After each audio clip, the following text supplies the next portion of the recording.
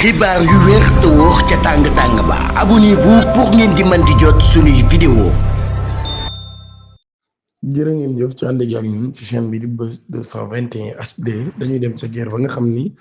mu ngi dox ci diggante Iran Israël États-Unis ci Moyen-Orient bi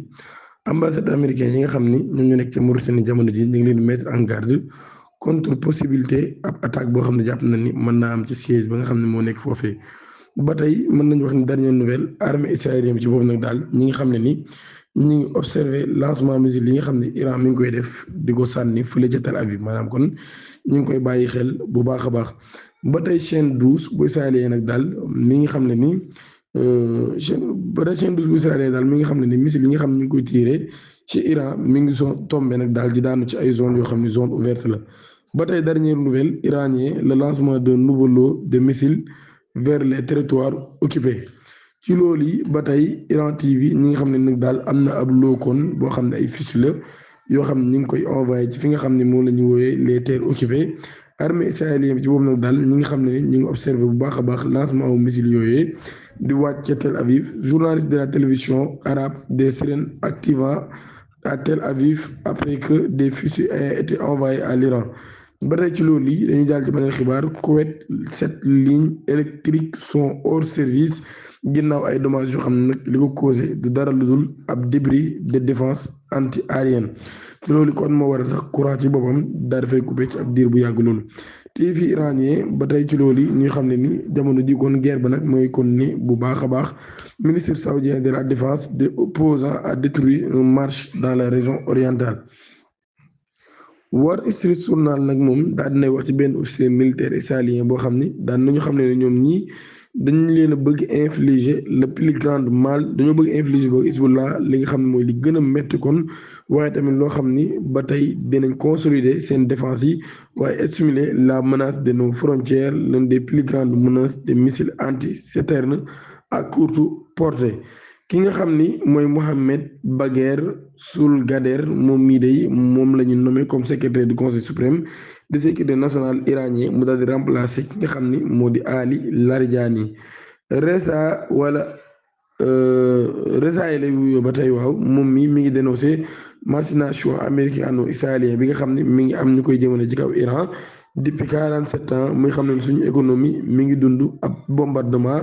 tey jii nag daal daan nañu ñëwaat ci li nga xam ne moo di charge yooyu ba tey mun na daal lan moo posé Saddam Hussein mu daal déclaré guerre Iran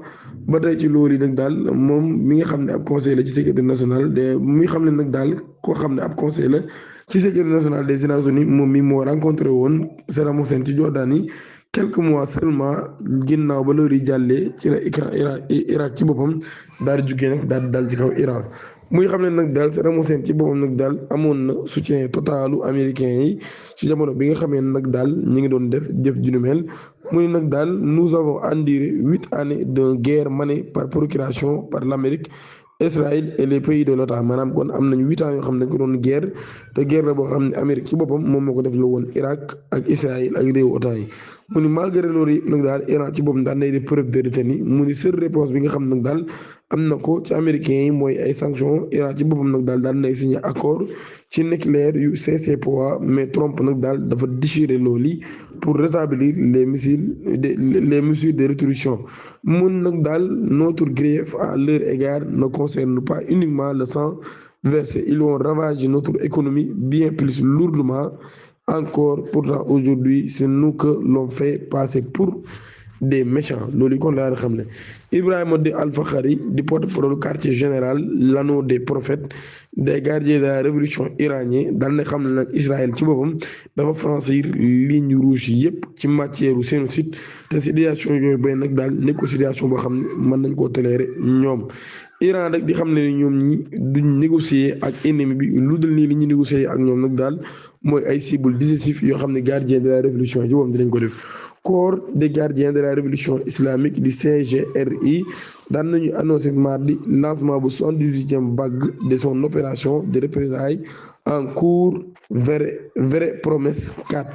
ci communiqué boobee ñu daal di publier mardi nag daan nañu qualifié phase boobee ci ab opération de développement significatif daal di marqué nag ab taw boo xam ne taw missile la daal di ciblé seen ennemis yooyu ñoom nag jàpp nañ ni kon négociation yi moom noonu rek lay demee maanaam di dal ci seen kaw di leen sànni ay missiles yoo xam ni missiles yu am doole lay doon. di ñaan ngeen abonné ci chaîne bi activé cloche notification bi te aimé vidéo bi jërë ngeen jëf.